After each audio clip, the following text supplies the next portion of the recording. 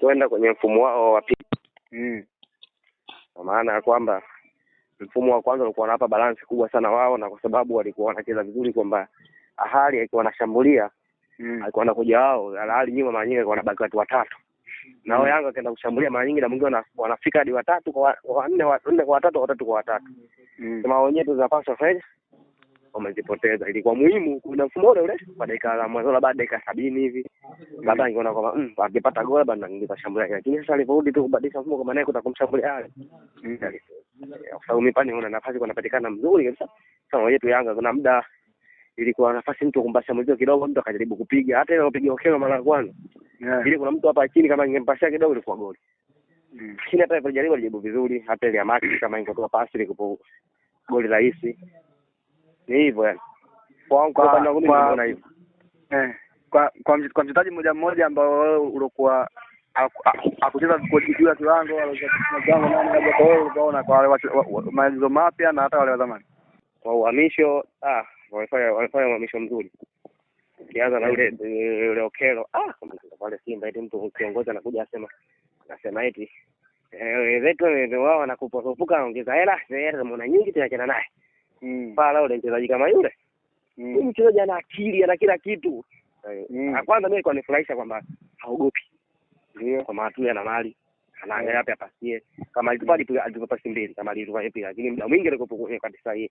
Anacheza vizuri, anacheza kama vile kashacheza. Kila anajua tu bwana. Ndio. Jamaa anacheza vizuri, sema apunguze kitu kimoja, anafika sana miguuni. Sasa ile ni tatizo. Ni nani Beku si nani? Beku. Yule kidogo ndo alikosea. Kwamba aonekana jeje mzuri. Lakini aonekana kwamba anahitaji muda. Unajua kwa sababu gani? Kama ile Yanga kuna wakati alikuwa anawasilisha, kama ulikuwa unaangalia. Kuna muda pasi nakuja kwamba ni hata ya kukarao kwa dakika moja tu. Anashindwa hawezi kukanao kwamba anapiga back pass. Yaani akipata mpira moga atulia, alipiga back kama 4 hivi. Ambazo ilikuwa zina lazima wote. Yaani kwamba alikuwa sio kama yupo kwenye pressure sana, ili kusema kwamba eti ndo apasini apiga back pass ilikuwa wapi. Kama uliangalia kama uliona hizo moment, yani akipata mpira na atuliza apiga back pass. Sasa hivi sana yani watu walikuwa wako nyuma, funa pasi ilipigwa haraka. Sasa unawajaza, lakini kama iko tulia nayo mali.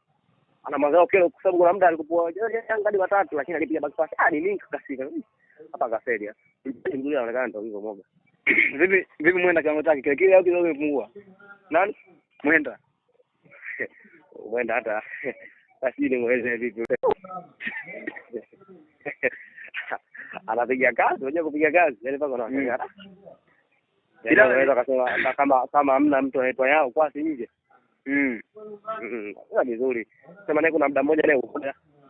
Sema leo kuna wakati alikupo pointi za kwenda mbele kipindi cha kwanza, lakini alikuwa anapiga naye back pass. Alipiga back pass kama 3 kwa moja ilikuwa na lazima, kama 2 ilikuwa na lazima wote. Lakini ile goli bwana kafiria ile. Kama angewahi kuruka juu zaidi pale jamaa singeshinda. Hamna ile atarukia vipi pale hawezi kupata. Labda kitu muhimu angefanya yeye. Asingedili na mpira, angedili na mchezaji labda. Yaani yeye angeanza kuruka kabla nani ile mtoto anaona unapokuja kule. Yaani yeye angeanza kuruka na mpira juu. Hata yule jamaa angepiga yule labda ungegonga yeye kichwani, ungeenda tofauti. Tofauti na jamaa akaruka free header vile. Ila aliruka naye Mwenda, sema ndio hivyo anataka kuruka mpira yule upate tena ndio kakosa. Labda kama alivyosema labda ndo angefanya hivyo, lakini sasa ndo akili hiyo kwa haraka. Inakuwa ngumu kidogo. Unajua mpira mnaona mpira kama anaupata au? Basi poa bana. Poa.